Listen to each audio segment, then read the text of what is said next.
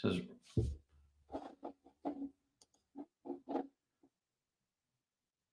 good morning, everybody.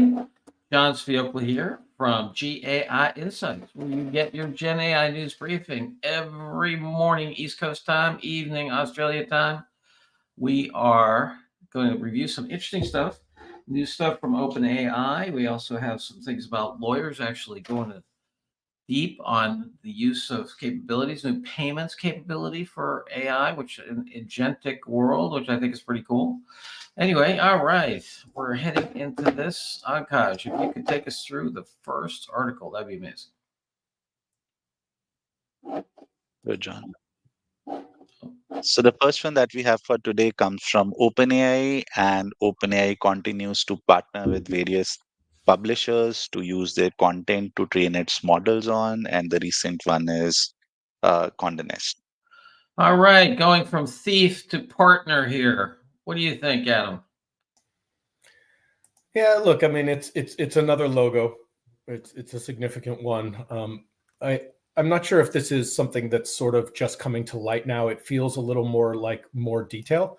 But in the announcement, they mention all of these Condé Nast companies, and then they say that that they'll actually be within their products, including ChatGPT and Search GPT prototype, which leaves me wondering a little bit what they mean by within their products, right? To what extent it's going to be advertising, or I guess inferred intent, right? You could say, oh, it looks like, based on what they're chatting about, that this is a product they'd be interested in, right? Yeah. So we're getting into this really interesting gray area around marketing and controlling the narrative with search towards products that pay to play, which I think is a pretty interesting thing. But that being said, this is just yet another one that OpenAI is partnering with, so I considered it optional. Yeah, you know, it's funny, Adam. I was thinking we should do concept bingo. If you think of some of the things that, you know, are concepts that this ticks off, you know, here's a wins business that's completely transforming itself. AI is the new UI, and then, SEO, search, you know, demolishing. So I think here we have an example of all three of those, but short article. Paul, where are you on this? Optional? Yeah, it's an important vendor getting the logo. Important trend, but this article is optional. All right. So we go on the big O, Akash. The next one comes from Troutman Pepper, and they talk about how they are using GenAI assistant Athena for the last 1 year and how it has transformed their legal services delivery. Yeah, fascinating here. Law firm going after this. I was impressed by the fact that they were looking at the OpenAI models back in 2019, according to their timeline. But we haven't had mutual discovery for this thing, so who knows if it's real. Paul, what do you think of this? You know, I think unlike the one before, which was a product announcement, this is an announcement of companies actually using it. And it's also for another law firm that's in the crucible. So I have this as important. I think this is another data point that even industries that don't want to change, some people are changing. And as we talked before, I really believe even strongly now that the leaders out there who are learning now are going to go further ahead. So the other 2/3 of law firms who may not be investing need to read articles like this. But for the AI leader, the conservative law firms be using over 40% of lawyers have tried it. Important. All right, we have Paul making the case for the big I. What do you say, Adam? News or snooze?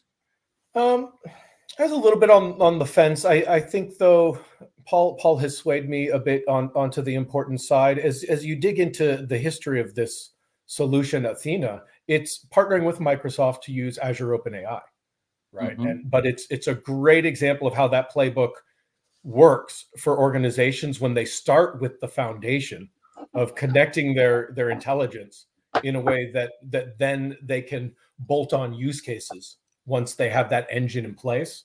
And they also give a few good use cases. So I think it's a worthwhile example of how people can play this out. Yeah, Akash, if you could scroll down a little bit, there's a nice little timeline and it shows 4 major areas that they're doing stuff. Keep going down. Keep going. That Athena IQ. Yeah, Athena IQ Mobile One. So they built this foundational You can go up. interaction with their corporate data, and then they just keep bolting and adding more and more capability onto it.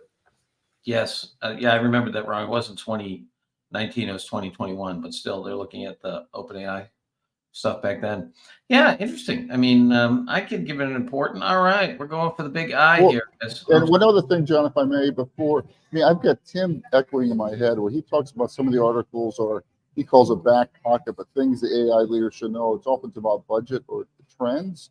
And in my mind, at least for me, I'm starting to figure out, boy, there are certain 3 or 4 industry use cases that the AI leader, even if they're not in financial services or legal or publishing, should know that those industries are crucible and moving forward here. So, Yeah, I think we have 2 in a row here. I mean, and it takes time, right, to build. If you think of this as a technology that's plug and play, I think it's wrong. If you think of it as an organizational capability that has a technology component, then it's right. And this is, you can see it here in their timeline. Yeah, they've been at it for 3 years, or 3 years, and just takes time to teach the organization how to use it, figure out, your policies and procedures. I think if you're a competitor in the legal field and you're not, understanding this, or if you're a purchaser of legal products and they're using it as a way to communicate to their customers, hey, look, we're using AI to make sure we're not charging you for the easy stuff. And that's big. As a guy's paid a lot of legal bills as a board member. I mean, you look at when the different boards have been on both companies were acquired. You get these nuisance lawsuits that are just ridiculous. People who own 1 share of your stock and they're just trying to get green mail, right? They're doing the calculation as to if they threaten suit, we send them $100,000 check or $300,000 check. I hate those. They're just parasites. And, it'd be nice to be able to fend them off with a little bit of very cheap raid, whatever. Okay. Important. Important it is. Okay, the next one comes from Skyfire, and Skyfire has an interesting proposition. They are letting AI agents spend your money. Yeah, I cite this to myself. So here, what's cool is that they're not building the applications; they're building a wallet that'll sit in the agents, and that wallet is walled off with, a set amount of money, and that money is linked to a stable coin, which I thought was kind of interesting. I gave this as an important, maybe even essential, because there's this lovely line in this article. It says, and I'm paraphrasing, agents are just a new kind of news feed unless you have a payment system. And the idea of the architecture of a payment system that allows you to decentralize that and set limits and then link to a blockchain.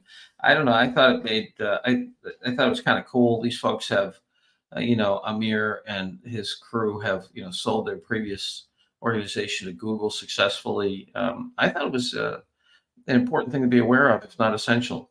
So I'm on the fence right now, gentlemen. Push me one way or the other. It's optional in my mind. I mean, I'm so blockchain skeptical. I do think it's an interesting, novel use case, but if the AI leader never knew about this article, I think he or she would be fine. Paul, you're in blockchain withdrawal. you have post blockchain stress disorder. So I'm super bullish on blockchain. And I think blockchain has tremendous potential. And this is a great example of how it's used fairly transparently, which reduces that tremendous friction for most people to be able to use it potentially and not even know it's happening, right? So it's a great example of that. I would be inclined to call it important to elevate that, which has nothing to do with AI. So I was diminishing my own enthusiasm and giving it an optional. Saying basically that first of all, it's not entirely new.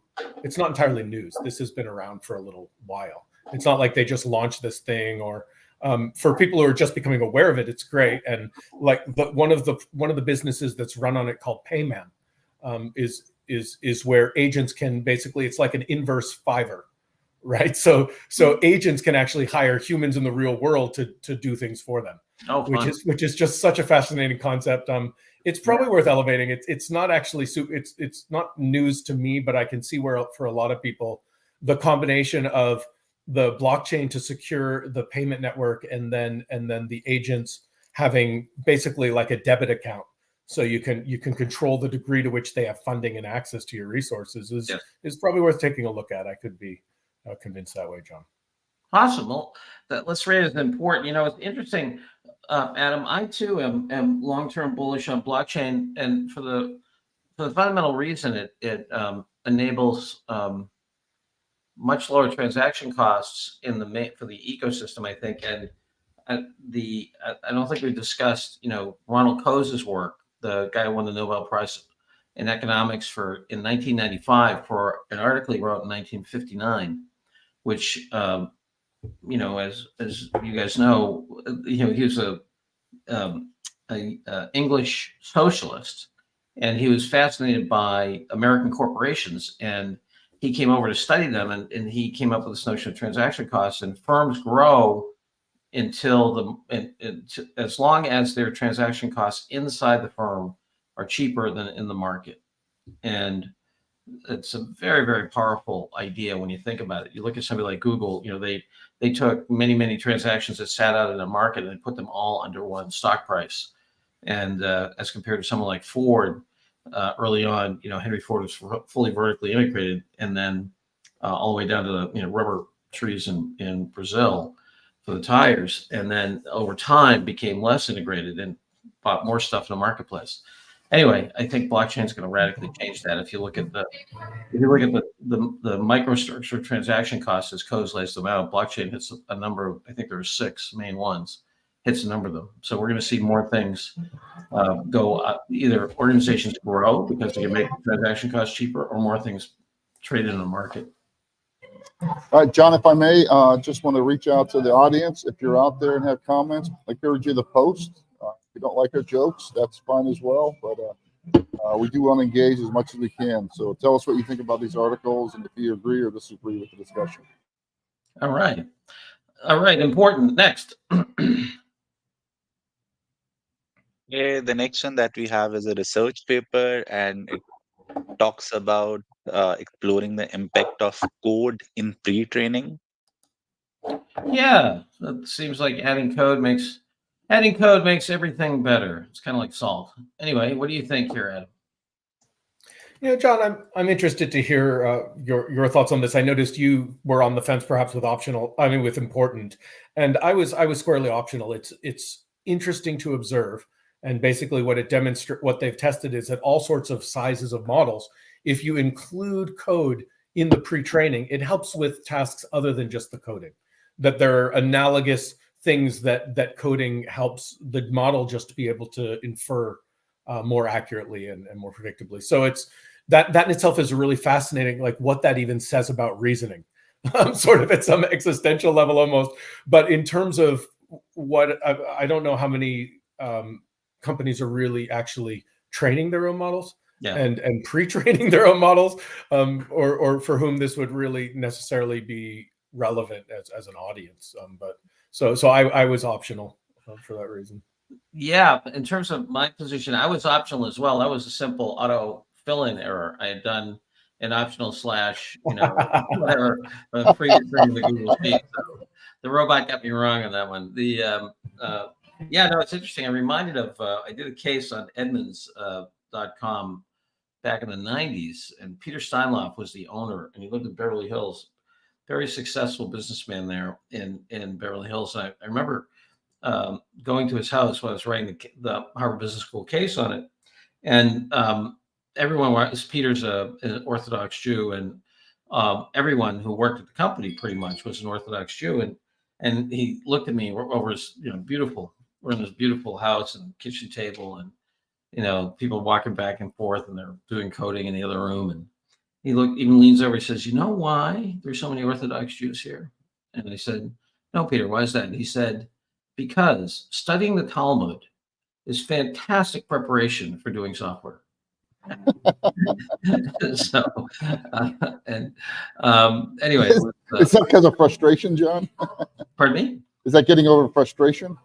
No. It's just it's very rule-based. if you study Talmud, and so, incredibly logical, all symbols, the Lucinda is asking, does this imply that if I fine tune my code with that my LLM is better? I don't know.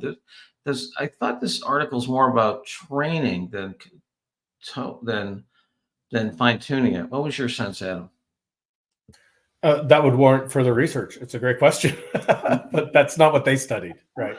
Right. You can. I would agree with you, Lucinda. It begs the question. It's a really great question. All right. So we're giving this a big O. Okay, next, I think it's our last one today. Yes, John. So the last one that we have comes from the guys at AI Snake Oil, and they are talking about how AI companies are pivoting from creating gods to building products. Yeah, Paul, what'd you think here? I remember I panned the living daylights out of one of their articles because it was a tautology looking for a purpose. But, I thought I thought it was a well-written article. I think it's a good trend. I don't think it's surprising. You raise billions of dollars and you're going to change the world, and the reality hits you in the face, like the Michael Tyson joke. Michael Tyson quote. I think it's optional for leaders. I think it's obvious what's going on here, that things are becoming very serious and very commercial, and all this naive talk about we're going to save the world and be safe and make billions of dollars aren't all fitting together. So optional. what do you think, Adam? I'm in agreement. I feel like they said all of the really obvious things about where the challenges are, and didn't really offer any insight into what could be done about it.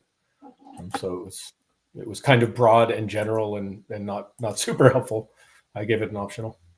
Yeah, interesting. I was going to make the case for important. I think it's, for me, I think it's one of the more articulate versions of the key issues, that unlike the other article we reviewed by these guys, I think this is well reasoned. I think it lays it out well. It's got some decent references. I don't know. I think our AI leader needs to, really consider these things, and maybe even, be, whatever. You might decide, hey, do we really have product market fit? Where's the cost going to go, and so forth.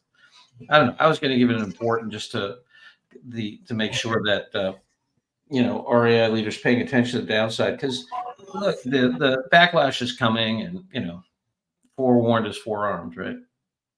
Well, and I think it does fit in with the pragmatism, John, that sits under own your own intelligence concept that we're been talking about and doing a webinar September 11th on, but it really is.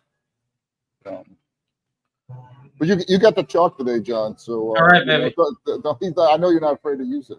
All right, you gotcha. I'm not feeling in a democratic mood here on a Thursday, so we're gonna go for important. All right, guys, if you could tote those up, Paul. What do we have? So we have our Own Your Own Intelligence thing coming up in September. We have the Learning Lab on Monday, but we still have Monday Learning Lab is really exciting. So we confirmed David Howard, who is a chief data scientist at Cox Automotive, and he gave a fantastic presentation last week in Vegas on how he used his own company questions and evaluated 4 models, 3 closed and 1 open. And then he had the models act as judges and have his whole rating system here. So he's going to go through that comprehensive approach this Monday at 7 Eastern, 4 Pacific at our weekly learning lab. Very impressed, and so was the audience. So super excited to have David join us on Monday. And Paul, your audio was a little rough there. You're saying Tata Automotive? Cox Automotive is the name of the Cox company. Automotive. Thank you. Yeah. And speaking of the Learning Lab, the Learning Lab from this week is now up on our YouTube channel, which is GAI at GAI Insights, youtube.com at GAI Insights. And it was a pretty good conversation this week. It was just about onboarding, enablement, and education and enterprise AI. And we just had all sorts of people from different parts of industry who have expertise in their own experiences, sharing tips and tricks and knowledge, and even bringing up presentations they've given recently. So definitely worth checking out. Yes. last thing, John, our team's doing a lot of work now on an update to the buyer's guide. One of the things that we've been researching is market share for the closed models and market share for the open source models. We have not found a lot of really good data there. So we're going to publish a couple blog reports of just our emerging data we have, but people have actual data out there on that. It's really be helpful. Wonderful. Great. Yeah. And all right. So also, please subscribe to the YouTube channel if you do get over there. And if you like what we're doing here, just participate and pass it along. Look forward to talking to you all tomorrow. Bye-bye now.